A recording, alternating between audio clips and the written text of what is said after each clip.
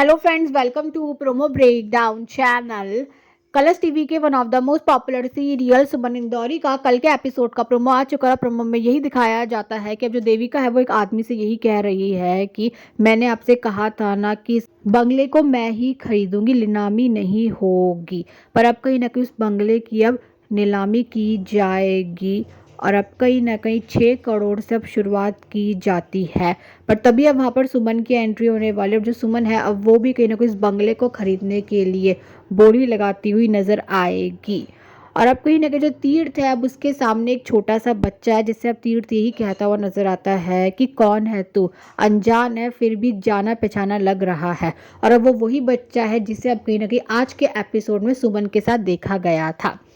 और अब जब देविका और सुमन एक दूसरे के आमने सामने होते हैं तो अब जो सुमन है वो जानबूझकर अपना पैर आगे करती है, जिसकी वजह से कहीं ना कहीं जो देविका है वो गिरने वाली होगी। पर अब कहीं ना कहीं जो सुमन है वो देविका का जो हाथ है वो अपनी ही गर्दन में रख देती है। और अब सुमन अब कहीं ना कहीं सबके सामने वहां पर ये दिखाने की कोशिश कर रही है कि जो देविका है अब वो कहीं ना कहीं सुमन का गला दबाकर सुमन को मारने की कोशिश कर रही है। तो अभी देखना तो इंटरेस्टिंग होगा कि आगे जाकर सीरियल में और कौन कौन से ट्विस्ट आने वाले हैं। Thanks for watching this video.